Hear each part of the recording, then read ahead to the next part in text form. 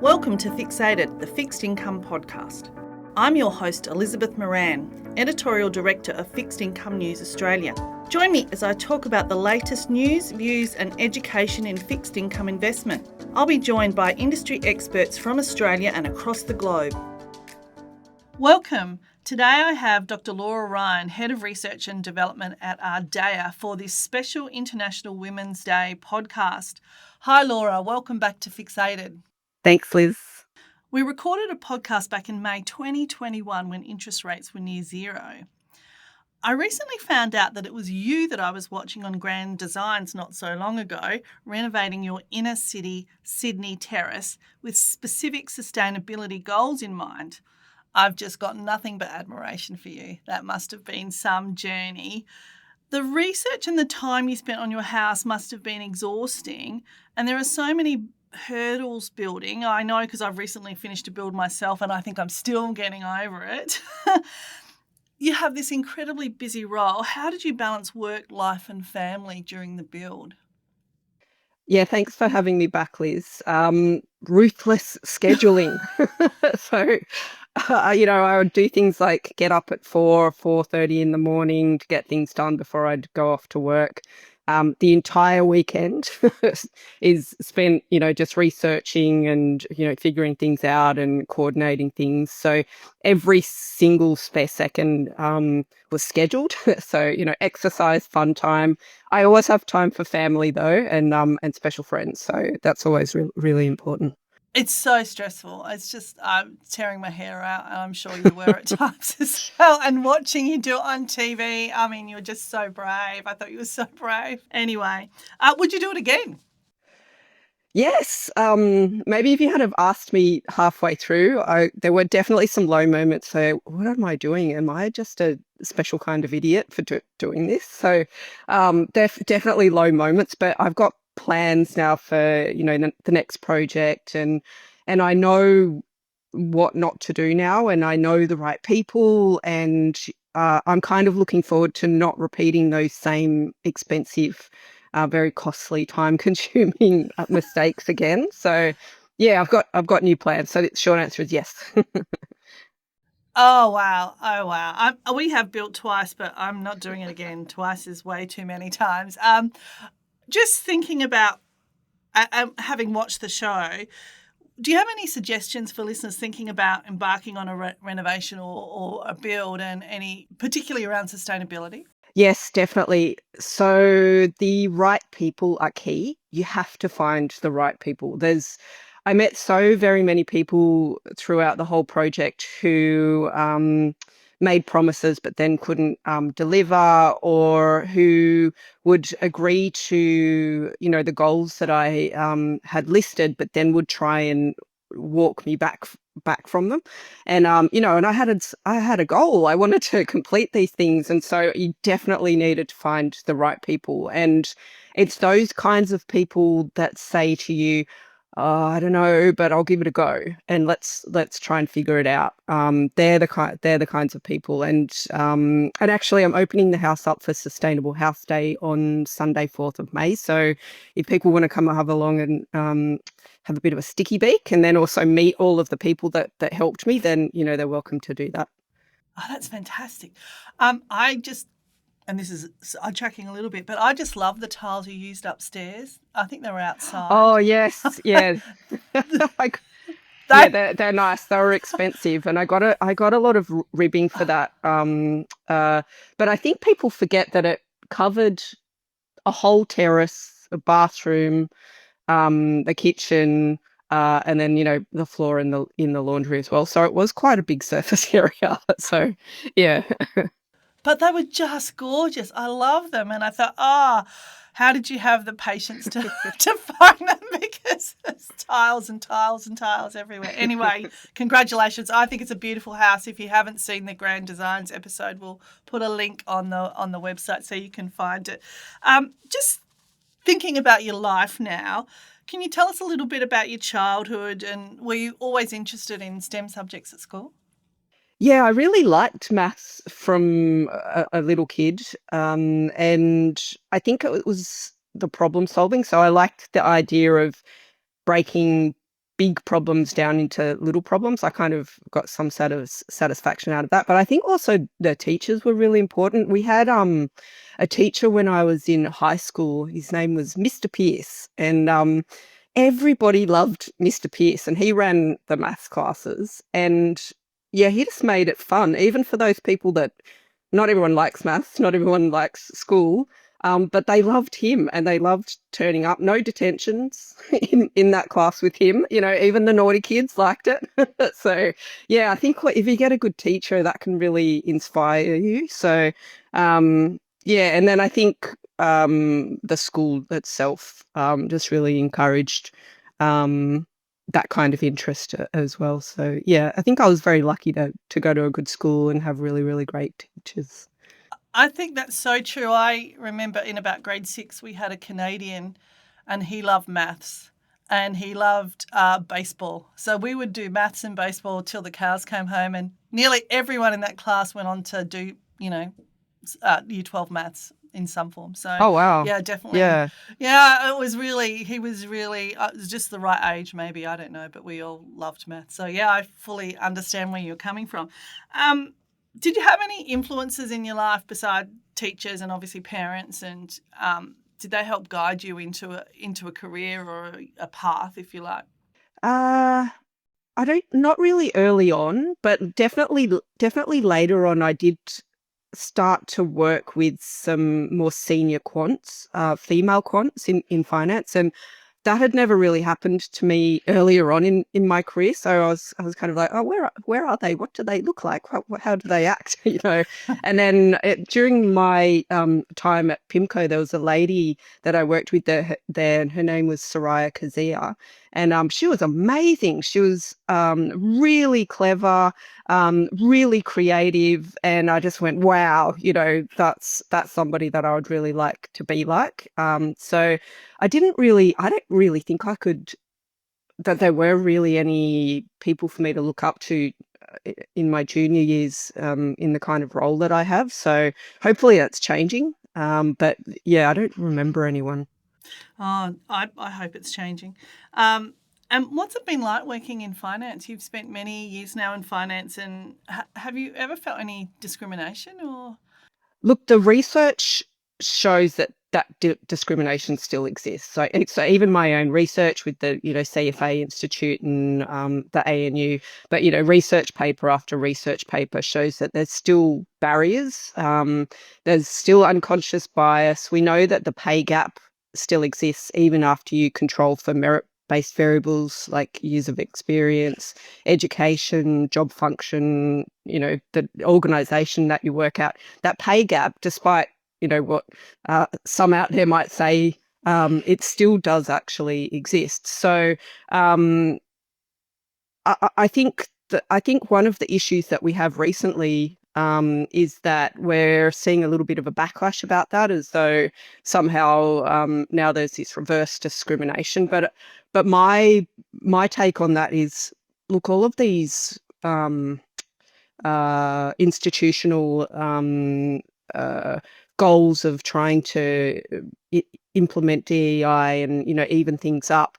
That was just trying to fix something that was broken, and we know that there was entrenched discrimination because the data tells us that, and the data tells us that that still exists. So even with all of these programs and DE&I initiatives, we're still seeing that discrimination there. And so now what I think is happening is, okay, well, we're trying to even things up. And so people that are probably used to having a free ride and a free kick, they don't understand what it's like to have been discriminated against. And so they see this fairness as now discrimination.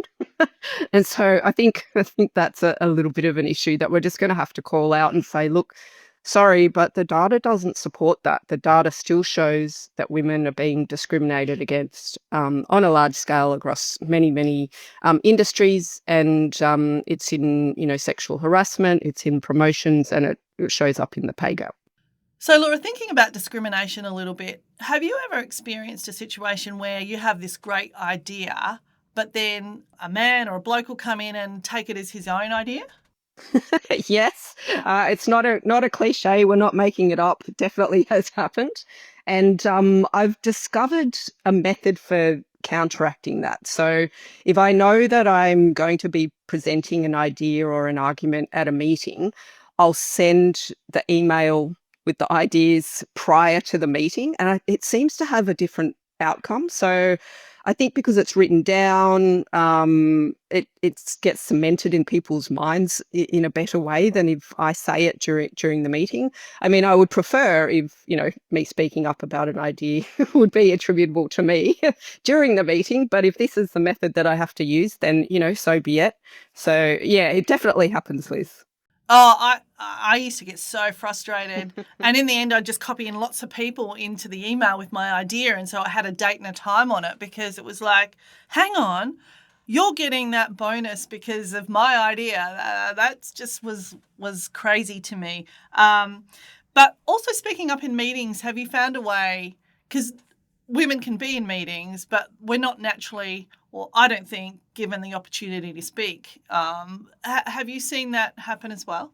Definitely. And another method for counteracting that is agendas. So have an Yes. agenda and have names next to it, and then make sure you stick to the agenda, and anything that's running over and is taking up too much time, park and say that you'll cover it offline or at the next meeting. But agendas definitely help with that. Yeah. If you're not running the agenda, how do you get your name in there? Do you try and build the relationship with the person who's setting the agenda? Is that the Yeah, ask route? the person who sets the agenda to put you in there, and tell them how much time you think that you need, and even say to them, look, the reason that I'm asking for this is because sometimes I don't feel as though I have as much of a voice. And I think most people will be like, oh, certainly, yeah, sure, and they'll probably help you out.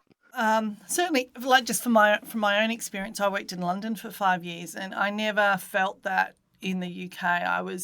It was all merit based promotion and consideration. But coming back here, it's like people in your workplace see you as female first, not your output or your contribution. And I thought after all these years, it would have changed. There are more women that are educated in professional services and things, but I think those DEI targets are really important still because I don't think we do get a fair run at equity in the workplace on multiple levels. But I did want to ask you specifically about that research project you did in 2019 about promotions, and you actually surveyed more than 400 people, a third identifying as female. And there were three main questions, and they were: how many times have you asked for a promotion? How many times have you received a promotion? And how many times have you been offered a promotion without asking? And I thought your findings were just so interesting. Could you tell us a little bit about what they were? Yeah, I should mention a couple of things. So, yeah, the research was with the CFA Institute and as part of a grant from the Australian National University. And we'd sent the survey out to 2,000 people and then got a response rate of 400, which for a survey is amazing. And yeah, the results were, one in particular was that we found that males and females ask for promotions at the same rate in the Australian finance industry. And that really blows the argument out of the water that women need to lean in more, or that we're too agreeable, or that we're not, stepping up to the plate. We are. And then interestingly, when women ask for those promotions, the conversion rate was higher. So that was also something really interesting. And I think that's supported by the research that shows that often women will only apply for a promotion or a job when they feel as though they're ticking every single one of the qualification boxes. Whereas men, we know, tend not to do that. They'll, have a go if they're, ticking the majority of the boxes. And then the last result, which I think is very concerning, is that males were receiving more unsolicited promotions, so promotions without asking for them. And that meant that overall, males in the Australian finance industry were receiving more promotions. So, yeah, we termed it gifted advancement in the paper. And yeah, so I think that's the metric that we need to focus on here, and really understand, why is this informal promotions process still existing to such an extent in the industry. Was there anything else you were surprised about in that research? I mean, they're two of the two big key findings. Just having read a little bit about it, the people that responded to the survey were actually very well paid on average. So they were quite senior as well. So they had the experience. They were talking from experience. But was there anything else that you might have been surprised about? Yeah, actually, we split the responses up into had a career break, didn't have a career break, and then the whole cohort. And interestingly, the group that had a career break, amongst the women, their responses were that they were less likely to ask for a promotion. However, when they did, they were still more likely to receive a promotion. So what does that say? It tells us that I think women are, if they're taking career breaks, they feel as though I don't want to rock the boat. I've got this job. I'm allowed to work part-time here. I don't want to muck it up and ask for a promotion. But the results tell us, no, you should ask for that promotion because you've got a high chance of converting. So, and I think it also signals that, you are aspirational, and, you want to be in the business, and you want to contribute. So, and I can't most of the time see a downside from asking for a promotion. It just gives you practice for the next time. And it signals to, your manager that you care about it, and that you're trying, and that you're probably very likely to ask again the following time if you don't get it this time. So I just see it as all positive. Ask for promotions, ladies. That's excellent. I love that. I a long time ago worked with a guy, really a fantastic salesman, and he always said, if you don't ask, you don't get. And that's exactly, that's in my head. Don't ask, don't get. So just ask. Yeah, got to be in it to win it. Yeah. Talking about your journey, is there, have you ever asked for a promotion, or have you ever been nervous asking for a promotion? If you could maybe talk a little bit around that. I'm always nervous asking for promotions. I never won't be. But be prepared. Know your data. Argue what you bring to the organization. If you can, try and get relative metrics as well. That can be difficult to get. At the end of the survey that we conducted, we actually produced salaries by years of experience and job function. And we published that data because we knew that it was difficult to obtain, pay data. And so we were hoping that people would then use that, as part of their negotiation with their managers about promotions and pay. But I think we do need to be more transparent, just in general, about pay, so that we can kind of try to stamp out this pay gap. But yeah, asking for promotions, you've got to go in there and have some data. Talk about what you contribute to the business. Don't talk about how you've got an expensive lifestyle and you want to, buy a boat or something, something like that. That's not, nobody's going to care about you if you do No, that. no. So yeah, data. Yeah, fantastic. I like data too. I love spreadsheets. I used to have one, and during the year I'd fill it in, So I didn't get to the day before I was having my review, and what did I do? Yeah. Yes. Anyway, Yeah. Exactly. yeah. Yeah. Just in terms of you now and this stage in your career, is there any advice you'd give to your younger self, thinking about things you might or might not have done or wished you'd done? Yeah, one huge one. I'm an introvert, and so networking was never something that I wanted to do, but I see how important it is, especially within the Australian finance industry. We are unique. It is different. You've mentioned the experience of the UK versus Australia, and I think we're smaller.